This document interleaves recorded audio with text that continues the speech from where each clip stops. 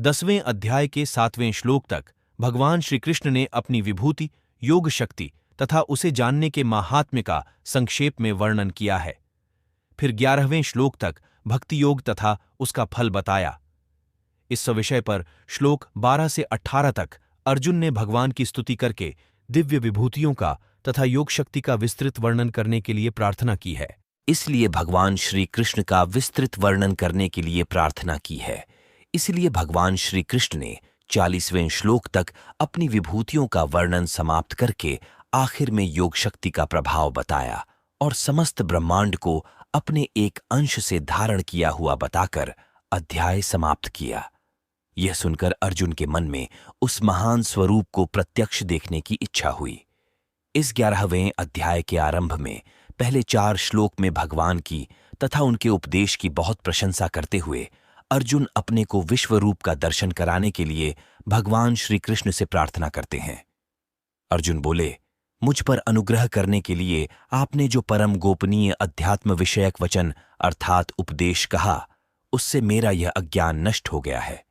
क्योंकि हे कमल नेत्र, मैंने आपसे भूतों की उत्पत्ति और प्रलय विस्तार पूर्वक सुने हैं तथा आपकी अविनाशी महिमा भी सुनी है। हे परमेश्वर, आप अपने को जैसा कहते हैं ये ठीक ऐसा ही है, परंतु हे पुरुषोत्तम, आपके ज्ञान, ऐश्वर्य, शक्ति, बल, वीर्य और तेज से युक्त ऐश्वर्यमय रूप को मैं प्रत्यक्ष देखना चाहता हूं। हे प्रभो, यदि मेरे द्वारा आपका वह रूप देखा जाना शक्य है, ऐसा आप मानते हैं, तो हे योगेश्वर, उस अविनाशी स्वरूप का मुझे दर्शन कराइए। श्री भगवान बोले, हे पार्थ, अब तू मेरे सैकड़ों हजारों नाना प्रकार के और नाना वर्ण तथा नाना आकृति वाले अलौकिक रूपों को देख। हे भरतवंशी अर्जुन, तू मुझमें आदित्यों को अर्थात अदिति के 12 पुत्रों को, 8 वसुओं को, 11 रुद्रों को, दोनों अश्विनी कुमारों को और 49 मरुदगणों को देख तथा और भी बहुत से पहले न देखे हुए आश्चर्यमय रूपों को देख। हे अर्जुन, अब इस मेरे शरीर में एक जगह स्थित चराचर सहित संपूर्ण जगत को देख तथा और भी जो कुछ देखना चाहता है सो देख, परंतु मुझको तू इन अपने प्राकृत नेत्रों द्वारा देखने में निःसंदेह समर्थ नहीं है। इसी से मैं तुझे दिव्य अर्थात अलौकिक चक्षु देता हूं। इससे तू मेरी ईश्वरीय योग शक्ति को देख। संजय बोले, हे राजन, महायोगेश्वर और सब पापों के नाश करने वाले भगवान ने इस प्रकार कहकर उसके पश्चात अर्जुन को परम ऐश्वर्य युक्त दिव्य स्वरूप दिखलाया। अनेक मुख और नेत्रों से युक्त, अनेक अद्भुत दर्शनों वाले, बहुत से दिव्य भूषणों से युक्त और बहुत से दिव्य शस्त्रों को हाथों में उठाए हुए, दिव्य माला और वस्त्रों को धारण किए हुए और दिव्य गंध का सारे शरीर में लेप किए हुए, सब प्रकार के आश्चर्यों से युक्त, सीमा रहित और सब ओर मुख किए हुए विराट स्वरूप परम देव परमेश्वर को अर्जुन ने देखा। आकाश में 1000 सूर्यों के एक साथ उदय होने से उत्पन्न जो प्रकाश हो, वह भी उस विश्वरूप परमात्मा के प्रकाश के सदृश कदाचित ही हो। पांडुपुत्र अर्जुन ने उस समय अनेक प्रकार से विभक्त अर्थात पृथक पृथक संपूर्ण जगत को देवों के देव श्री कृष्ण भगवान के उस शरीर में एक जगह स्थित देखा। उसके अनंतर वे आश्चर्य से चकित और पुलकित शरीर अर्जुन प्रकाशमय विश्वरूप परमात्मा को श्रद्धा भक्ति सहित सिर से प्रणाम करके हाथ जोड़कर बोले। अर्जुन बोले, हे देव, मैं आपके शरीर में संपूर्ण देवों को तथा अनेक भूतों के समुदायों को, कमल के आसन पर विराजित ब्रह्मा को, महादेव को और संपूर्ण ऋषियों को तथा दिव्य सर्पों को देखता हूं। हे संपूर्ण विश्व के स्वामिन, आपको अनेक भुजा, पेट, मुख और नेत्रों से युक्त तथा सब ओर से अनंत रूपों वाला देखता हूं। हे विश्वरूप, मैं आपके न तो अंत को देखता हूं, न मध्य को और न आदि को ही आपको मैं मुकुट युक्त, गदा युक्त और चक्र युक्त तथा सब ओर से प्रकाशमान तेज के पुंज, प्रज्वलित अग्नि और सूर्य के सदृश ज्योतियुक्त, कठिनता से देखे जाने योग्य और सब ओर से अप्रमेय स्वरूप देखता हूं। आप ही जानने योग्य परम अक्षर अर्थात परब्रह्म परमात्मा हैं। आप ही इस जगत के परम आश्रय हैं। आप ही अनादि धर्म के रक्षक हैं और आप ही अविनाशी सनातन पुरुष हैं। ऐसा मेरा मत है। आपको आदि, अंत और मध्य से रहित, अनंत सामर्थ्य से युक्त, अनंत भुजा वाले, चंद्र सूर्य रूप नेत्रों वाले, प्रज्वलित अग्नि रूप मुख वाले और अपने तेज से इस जगत को संतप्त करते हुए देखता हूं।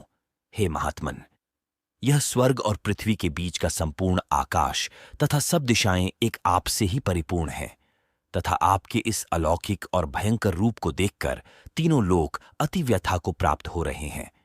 वे ही देवताओं के समूह आप में प्रवेश करते हैं और कुछ भयभीत होकर हाथ जोड़े आपके नाम और गुणों का उच्चारण करते हैं, तथा महर्षि और सिद्धों के समुदाय कल्याण हो ऐसा कहकर उत्तम स्तोत्रों द्वारा आपकी स्तुति करते हैं, जो 11 रुद्र और 12 आदित्य तथा 8 वसु, साध्यगण, विश्वदेव, अश्विनी कुमार तथा मरुदगण और पितरों का समुदाय तथा गंधर्व, यक्ष, राक्षस और सिद्धों के समुदाय हैं।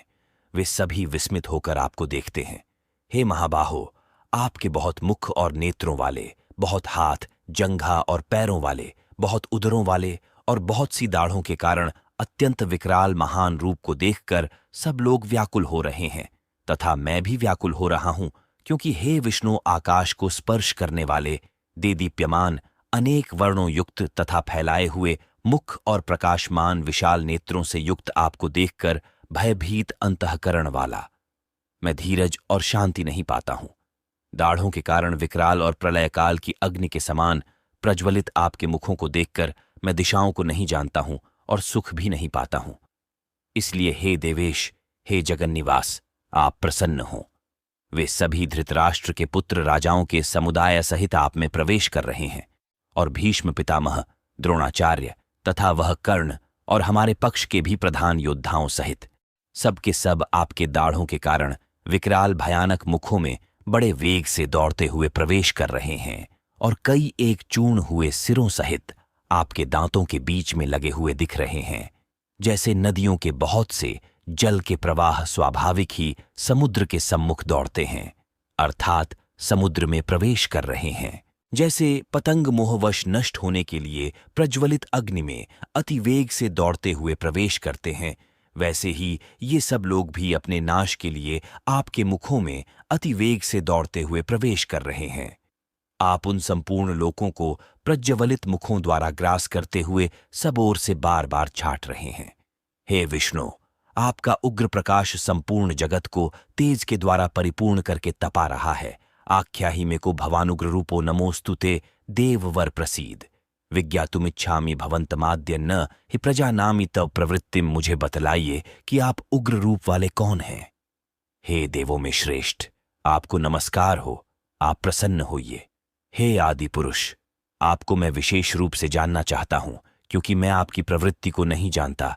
श्री भगवान बोले, मैं लोकों का नाश करने वाला बढ़ा हुआ महाकाल हूं। इस समय लोकों को नष्ट करने के लिए प्रवृत्त हुआ हूं। इसलिए जो प्रतिपक्षियों की सेना में स्थित योद्धा लोग हैं, वे सब तेरे बिना भी नहीं रहेंगे, अर्थात तेरे युद्ध न करने पर भी इन सब का नाश हो जाएगा। अतएव तू उठ, यश प्राप्त कर और शत्रुओं को जीतकर धन धान्य से संपन्न राज्य को भोग। ये सब शूरवीर पहले ही से मेरे ही द्वारा मारे हुए हैं। हे सव्यसाचिन, तू तो केवल निमित्त मात्र बन जा। द्रोणाचार्य और भीष्म पितामह तथा जयद्रथ और कर्ण तथा और भी बहुत से मेरे द्वारा मारे हुए शूरवीर योद्धाओं को तू मार। भय मत कर, निःसंदेह तू युद्ध में वैरियों को जीतेगा। इसीलिए युद्ध कर। संजय बोले। केशव भगवान के इस वचन को सुनकर मुकुटधारी अर्जुन हाथ जोड़कर कांपता हुआ नमस्कार करके, फिर भी अत्यंत भयभीत होकर प्रणाम करके भगवान श्री कृष्ण के प्रति गदगद वाणी से बोले। अर्जुन बोले, हे अंतर्यामिन, यह योग्य ही है कि आपके नाम, गुण और प्रभाव के कीर्तन से जगत अति हर्षित हो रहा है और अनुराग को भी प्राप्त हो रहा है, तथा भयभीत राक्षस लोग दिशाओं में भाग रहे हैं और सब सिद्धगणों के समुदाय नमस्कार कर रहे हैं। हे महात्मन, ब्रह्मा के भी आदिकृता और सबसे बड़े आपके लिए वे कैसे नमस्कार न करें, क्योंकि हे अनंत, हे देवेश, हे जगन्निवास, जो संत, असत और उनसे परे अक्षर अर्थात सच्चिदानंद घन ब्रह्म है, वह आप ही हैं। आप आदिदेव और सनातन पुरुष हैं। आप इस जगत के परम आश्रय और जानने वाले तथा जानने योग्य और परम धाम हैं। हे अनंत रूप, आपसे यह सब जगत व्याप्त अर्थात परिपूर्ण है। आप वायु, यमराज, अग्नि, वरुण, चंद्रमा, प्रजा के स्वामी ब्रह्मा और ब्रह्मा के भी पिता हैं। आपके लिए हजारों बार नमस्कार, नमस्कार हो। आपके लिए फिर भी बार बार नमस्कार, नमस्कार।